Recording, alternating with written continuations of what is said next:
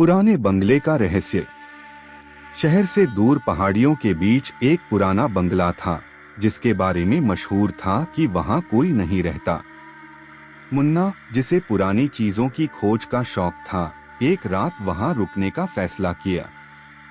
जैसे ही वह अंदर पहुंचा, भारी दरवाजा अपने आप बंद हो गया। मुन्ना ने अपनी टॉर्च जलाई। दीवारें सीलन भरी थीं और हवा में एक अजीब सी ठंडक थी। अचानक उसे ऊपरी मंजिल से किसी के चलने की आवाज आई। धप धप धप। मुन्ना सीढ़ियों की ओर बढ़ा, लेकिन जैसे ही वह ऊपर पहुंचा, आवाज बंद हो गई। तभी उसे पीछे से एक ठंडी फुसफुसाहट सुनाई दी। तुम यहाँ क्यों आए हो? मुन्ना पीछे मुड़ा, लेकिन वहां कोई नहीं था। बस एक पुरानी पेंटिंग टंगी थी, जिसकी आंखों से खून जैसे आंसू निकल रहे थे। डर के मारे मुन्ना नीचे की ओर भागा, लेकिन मुख्य दरवाजा अब नहीं खुल रहा था। खिड़की से बाहर झांकने पर उसने देखा कि पूरा बंगला घने कोहरे से घिरा हुआ है और कोहरे के बीच कई परछाइयां उसे देख रही हैं। कहा जाता है कि उस रात के बाद मुन्ना को फिर कभी नहीं देखा गया। आज भी उस बंगले के पास से गुजरने वालों को मुन्ना की टॉर्च की रोशनी और उसके चिल्लाने की आवाजें सुनाई देती हैं। मुन्ना के गायब होने के एक हफ्ते बाद उसका छोटा भाई बिट्टू उसे ढूंढने उसी पहाड़ी इलाके में पहुंचा। गांव वालों ने उसे बहुत रोका, पर बिट्टू को यकीन था कि मुन्ना कहीं फंसा हुआ है। वह अपनी पीठ पर एक बैग टांगे और हाथ में एक शक्तिशाली टॉर्च लिए उसी पुराने बंगले के सामने खड़ा था। जैसे ही उसने कदम अंदर रखा, घर के अंदर की सड़न भरी बदबू ने उसका स्वागत किया। बिट्टू चिल्लाया, मुन्ना भाई, कहाँ हो तुम? जवाब में सन्नाटा था, लेकिन तभी उसे वही आवाज सुनाई दी। धप धप धप। इस बार आवाज ऊपर से नहीं, बल्कि जमीन के नीचे से आ रही थी। बिट्टू ने देखा कि सीढ़ियों के पास एक पुराना कालीन हटा हुआ था और नीचे की ओर जाने वाला एक गुप्त रास्ता खुल गया था। वह धीरे धीरे उन अंधेरी सीढ़ियों से नीचे तहखाने बेसमेंट में उतरा।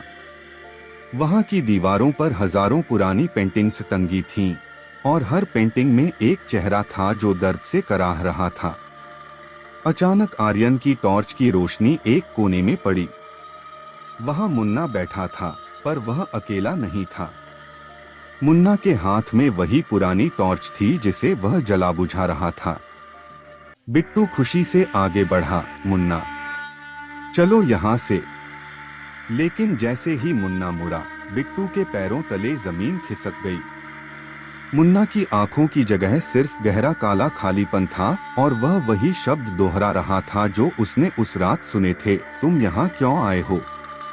तभी तहखाने का दरवाजा धड़ाम से बंद हो गया और उन हजारों पेंटिंग्स से एक साथ रोने की आवाजें आने लगीं।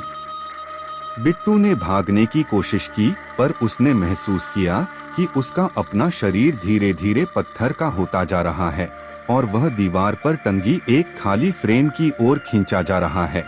बिट्टू का शरीर सुन्न पड़ रहा था। उसे महसूस हो रहा था कि उसकी आत्मा उसे छोड़कर उस खाली फ्रेम में समा रही है। तभी उसे अपनी जेब में रखी अपनी माँ की दी हुई एक पुरानी तांबे की अंगूठी का एहसास हुआ। मुन्ना हमेशा कहता था कि शुद्ध धातु बुरी शक्तियों को काटती है। पूरी ताकत जुटाकर बिट्टू ने वह अंगूठी निकाली और सामने खड़ी उस परछाई पर फेंक दी जो मुन्ना का रूप धरे उसे डरा रही थी।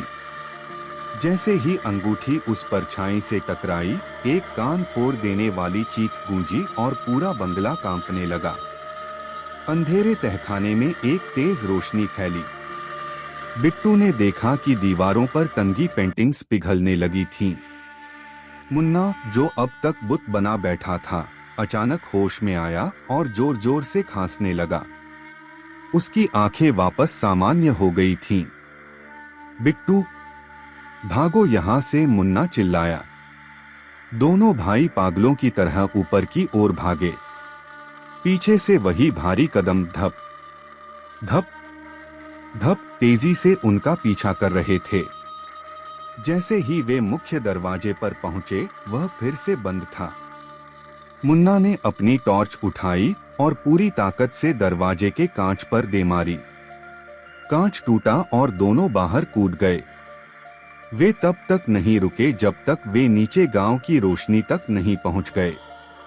पीछे मुड़कर देखने पर उन्होंने पाया कि पहाड़ी पर अब कोई बंगला नहीं था, बस धुआं और राख के ढेर थे। गांव के एक बुजुर्ग ने उन्हें बताया, वह बंगला सालों पहले जल चुका था। जो तुमने देखा वो बस एक भूतिया याद थी जो नए शिकार तलाश रही थी। मुन्ना और बिट्टू बच तो गए, लेकिन आज भी जब वे किसी पुरानी पेंटिंग को देखते हैं तो उन्हें वही धप धप की आवाज सुनाई देती है। अगर आपको यह कहानी अच्छी लगी हो तो आप वीडियो को लाइक कर दें।